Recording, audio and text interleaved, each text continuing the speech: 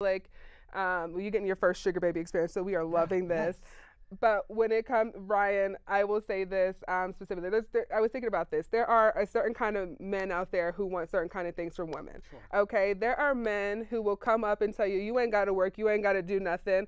I don't want you to be smart. I don't want you to be anything. I just want you to take my money and spend it. You know why? Yeah. Because my job is already high risk. I already have to deal with all these different people. I don't want to have to come home and then deal with my spouse yelling at me. Yeah, they want the consistent, fun, hot girl who experience, right? And when especially men, like heterosexual men and like AMAB males, when they are in those like CEO positions and stressful jobs and they make that high roller amount of money, they want their way of spoiling themselves is by having the trophy wife, by having the bubblegum sugar baby, by like that's how they, that to them is a status quo, right? Like to be able to pay for your companionship is a really high-end thing. Absolutely. And so those guys specifically, and not just them, but specifically in this, instance, that's what they want. And there's nothing wrong with that. It's like you got your designer bag, you're feeling real good. There's a man who wants his designer girl on his arm, and he feels real good about that. And he's like, I don't care if she's dumb as a bag of rocks. I don't care if all she does is suck my dick. That's what I want, because I don't want to have to think about anything when I come home. I want to think about how great my wife is, or how great my partner is, and like how she makes me feel relaxed, how she makes me feel good, how she makes me feel wanted, how she makes me feel masculine, when we're talking about like a heterosexual male. And then there's the men who say like that are very successful, and they say, I don't know how to talk to women. Or my job takes up so much of my time, or like I've always been kind of quiet and nerdy and shy growing up. So I guess like they're gonna fall in love with the first like girl that they meet, or whether it's like a sex worker or not, or maybe they do go online and do sugar dating because like they don't know how to approach it. Yeah, it's also, safer like, for them. There's no strings attached, right? Especially if we want to specifically talk about sugaring, right? There's no strings attached. You get exactly what you want. You don't have to be good at dating. Yeah. Because the situation's already set up, right? Like if you're my sugar daddy, you can just skip to it. We just skip to it, right? You tell me I'm looking for A, B, C, and I go, cool, I'm looking for X, Y, Z. And if it matches, it matches. If not, you go along your way. But there's always like something out there, right? And like the financial exchange of it is fine. Right. Yeah, and there's nothing wrong with that, because then you think about it too. Let's say Candace Owens was a stay-at-home mother who didn't work, and she's that. Okay, but what's that between that and a sugar baby, right? Just because we have a price on top of it. Right. You're just because I'm getting handed the cash every month, compared to my husband just paying the bills, puts it in your bank account. Like, all relationships are transactional. They are. If there's someone bringing more to the table than you, or vice versa, you're bringing more to the table than the other person. Like there is transactional things. There's like someone can only do 80-20 for the bills, or maybe someone's doing 100%, and maybe you just cook dinner or something like that. Yeah. Well, they always say love is unconditional, and I think that's bullshit. I think love is very conditional, right? Because you need things from your partners, and sometimes in this instance, the condition is money. Sure. And security that comes with the security that comes along with it, right? And being taken care of and being kept and like spoiled, or like gifted nice things when you deserve it and you've done a good job. Like there are conditions to love, and people who don't have transactional relationships, there's still conditions of you're gonna do the dishes and clean the house, and I'm gonna work, or you're gonna take care of the kids. Like there are conditions to love, and some people's love is just financially conditional. My therapist told me, she said that love doesn't hold together any relationship. They said love is like, if you love your partner, then you're going to help financially, you're going to help them emotionally, you're going to help do all these other things, because just love itself doesn't float a relationship. That's the basis of a good relationship, because love shows up in different ways. Love shows up in, hey, my partner can't do this for me this week, I'm going to pick up the slack. Hey, I love you. I'm going to help you put gas in your car. Oh, I love you. Can you help me with the kids? I love you. Can you do this? I love you is not just, hey, I love you, and because I love you, like everything's going to be okay. No, it's work. Relationships are work, and love is work. And love is so many different forms than just what people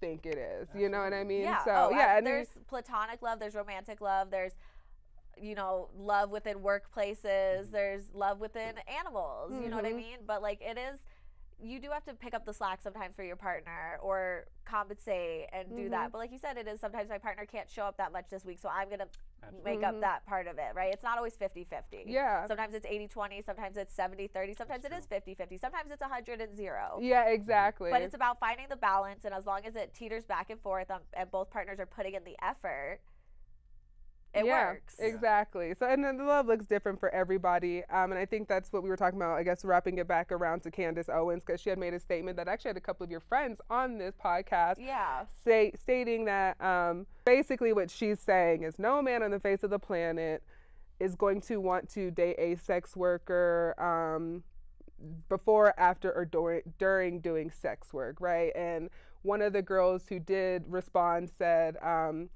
well, I'm not looking for a relationship right now because I'm working. That's not my goal. I'm not looking for a husband. Right. But she said, at the end of it, of course, like when I date somebody, if I start looking for a relationship, she said that is definitely a conversation that we're going to have, and that's up to that person if they want to be with me or not based upon that. But like, it's not like I'm just not going to be honest about that, because if you see me pulling up in a Range Rover and you ask me how I made all this money with it myself, and I can't say like, oh, like I worked at McDonald's. I worked at McDonald's. I was an assistant. It's like, no, like I'm going to be honest. And yes, of course, there are images, there are videos out there that will never be taken down. Yes, we all made that conscious decision when we decided to do that. Just like you can make that conscious decision to say, hey, I want this kind of person in my life. No, that's up to the person who you're sitting down and talking to. Just like, hey, if there's a man who says, I want to date you, I work at McDonald's, this is what I do, I can say yay or nay if I want to date somebody who works at McDonald's. You know what I mean?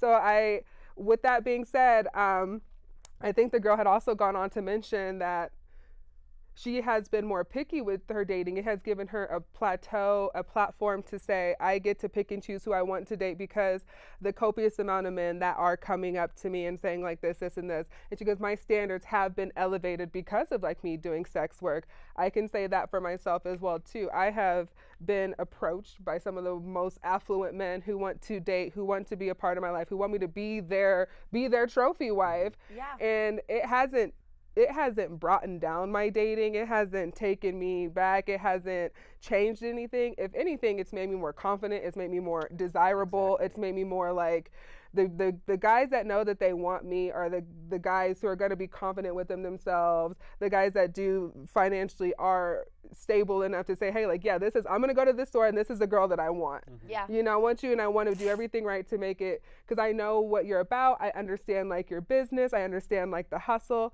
And I understand that you're independent, and I know if I make my way over here, I better come with twice as much. Mm-hmm. You know? Also, for me, like, I would never date somebody or be with somebody or marry somebody who wasn't super accepting of sex work and the fact that sex work is just work. Yes. Like, morally, if they weren't okay with it, then we wouldn't be partners because we wouldn't align. Yeah, it just wouldn't work. It wouldn't work. So it also weeds out the people that I wouldn't align with morally or like substantially, like in our values. And so it weeds those people out, and it brings in the people who I do have the same values with, the same morals with, the same like moral compass, and like what we consider like labor. You know what I mean? And so it's like it weeds those people out, and I think that is a bonus to being in sex work as far as like dating goes. Yeah. Right? Because like if someone I don't want to date somebody who's like, you're cheating on me when you're at work. No, I'm not. It's work. I'm not cheating on you. And I relate to that too, because like I make a lot of like hardcore niche fetish content. Right. It's like it's out there, and so it's like if you see that and you don't like it, like good, stay the fuck away from me. Like right. Yeah, like, yeah. Because we're not gonna jive well, and like I don't like people who are that sensitive. Anyway, so like it works for everybody. And so I feel like one of the weird benefits of porn is it kind of, like you said, it shields you from certain kinds of people that you don't want to be around, whether that's too sensitive or people who infantilize the body in the wrong way. Like all of those things are things that we block ourselves out from when we really take that agency of being like a performer, being a and the autonomy worker that we give ourselves. It's really important. And I find that when people who have like a business mindset, they tend to understand us better, because they understand that this is a business and there's a lot of money to be made in this business, so why not? And then they respect us as business people. Like, which just elevates like more the idea that sex work is work. Yes. Exactly. And then they respect us, and because they're business people, they want a partner that aligns with their business morals. Exactly. And they see that we do. Exactly. Because I will say that some of the guys that I've talked to, or like I've I don't know if it's like dating or whatever, some of the guys that I have on my roster, I would say that because I'm busy, I think they like the fact that it's like, okay, she's busy, she got her own thing going on, I can go do the things I got going on. I know that she's working, I know that she's doing these things, and then, okay, when I do have time off, just know that that time is just for you, you know, and like understand that. And that's very special, right? Because, the weeks go by fast, summers are busy, And I tell myself, like, look, when I set aside time to be around you or be around this, we're going to go do all these things. Like, yeah, then that's our time. That we've established that. It's intentional. Like, I'm not just like hanging out with you because I'm bored and not doing anything. Right. Exactly. When I'm busy, when I'm booked and busy, that little bit of free time I have that I make for you, and I expect it to be reciprocated. I expect you to respect that time as well. Yeah, exactly. And not just like blow me off or like be willy-nilly with our time or our activities. Exactly, because it is, I mean, it's a hot girl business. Yes. It's a hot girl business is. out here, and it's a full-time commitment. And once you commit yourself, like I always say, our body is our job. We don't I can't go up and sell you like I mean, I guess I could, but I can't just sell you a t-shirt, right? Because I am the product. This body is the product. Me showing up on set is the product. Me going to the strip club, this is the product. Performance we give. The performance all of us give. Yeah, the performance that you give, everything that you do, it's just physical. If you're talking, especially because you do OnlyFans as well, correct? Like when you're interacting with clients or like customers or people who are buying your content like through chat, like that's also like that's you selling your time and your personality and your entertainment, your availability, all of that. Yeah, and it's a curated business. You've curated your brand and how you sell yourself. Yes. Absolutely. So you guys, I know we're getting to that time. We're doing our wrap up here now. We're doing it all wrap up. Yeah. So all my baddies. I feel like we talked about so much today. We did. This is great. We got 3 bad bitches in the room right now. Like this is Sam Dimmer's finest. For real. Are you kidding us right now? This is a moment. Yeah. So do you guys have any hot girl summer wrap up for you guys? What's your last little bit? I just say keep it hot even through fall, right? Like feisty like girl fall. What was it? I think it was it's got hot girl summer. What is it? Thoughttober. Thoughttober. I think it's Thoughttober. I can support Thoughttober. See, and then I forgot what it is. I think it's called Feral Fall. Feral Fall. Yes, Feral Girl Fall. Feral Girl Fall. And then keep it feral, bitches. I don't know what we're doing in winter, like Scallywag Winters or something. Something like that. Wild Winters. Wild Winters. Wild Girl Winters. But yes, we're in Thoughttober. We're still in September. So we're headed for Thoughttober. We'll be there soon, though. We're in Sextember. Sextember. Yes. So yes, we never really go back into hibernation, I guess. I guess we just kind of put a little bit more clothes on and we'll just go to Miami or something. Yeah, we just wear like the boots with tread on the bottom instead of the Gucci shop doesn't close, it just flies we just go south for the winter. We're all like, we're going into hibernation. No, it's just like things are just heating up. Right. Oh yeah. I mean, you got to stay warm in winter, right? Yeah. A little friction to keep you warm. Right. And I got these titties to cuddle with. I know you guys are cold out there. Come right. I'm like, come nuzzle in. Yeah, come on. I feel like winter sex hits different. Like when it's cold as shit outside and like, just like because you ain't got nothing else to do. Yes. That's why there's all these summer babies. That's true. Yeah. That's true. They said I'm a summer baby. I'm a summer baby. There you have it. Are you winter baby? I'm Aquarius, so you're February. February. That's why we get along. I'm a Gemini and Aquarius and Gemini. I see you. I fuck with Gemini. Oh, I fuck with Aquarius. All my favorite people are Aquariuses. That's what's up. I'm a Virgo. We must. I like female Virgos. Yes, Virgos. yes. I think it's only because like I only hang out. All my friends have big personalities: Aquarius, Gemini, Virgos, and I think Babe is an Aries.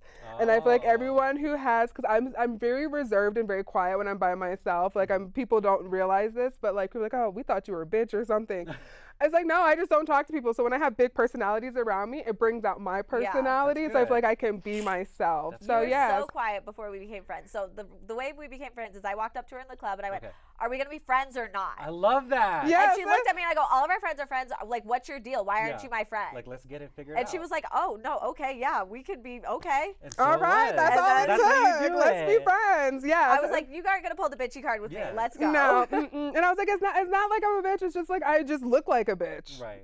Or maybe it's also too because I think when I told you like I started working in strip clubs, I worked at like the Mean Girls strip club, so the girls were not nice. You don't go up and be like, we're gonna be friends. It's like, oh no. Imagine like being on stage and dancing mad though. Like, why would you want to do that? It was very catty. It was like the clubs I started at. Like some of the clubs are very catty and they're very like could be very cliquey. That's a thing in the South, I think. That's a Southern thing. Because I started in the South dancing also, and the clubs were mean. Yeah, those like, girls you did are not make nice. friends. No, you just came there to make money. Just out to get it. Yes, and then if you did find someone that you clicked up with, like that was it, and you guys just stuck to yourself, and then Had the alliance going. that was the alliance. But yeah, so we are headed into Thoughttober, so I guess that's the next time we'll be filming is for Thoughttober. Let's get it. All right. And I feel like we got to do like a Halloween costume episode. I'm down. Oh, Get yes. spooky, get scary. Yes. Show a little skin. Me and Babe, we're gonna do. Babe looks like Uma Thurman, very sexy Uma Thurman, like Black Bob. We decided that our Halloween costume is gonna be Uma Thurman and Samuel L. Jackson from Pulp Fiction. And then I'm supposed to be John Travolta. And she's gonna be John Travolta. So Can I be the girl overdose? I'm gonna get the little mustache. Yes, I'm gonna do the sideburns. You're gonna do the sideburns. I'm gonna do the mustache, and that's how. And I'm gonna get like we're gonna like still. I feel like we're still gonna do like a full face of like cute makeup. Oh, beat face. Beat face, and then I feel like I'm just gonna wear like a suit jacket. Yeah. You know, and then I'm gonna wear like a black suit with the white button down because that's what they wear when they go Yes, dancing. yes. And Babe was like, we get to do the dance together. You know when they like. Oh yes, I love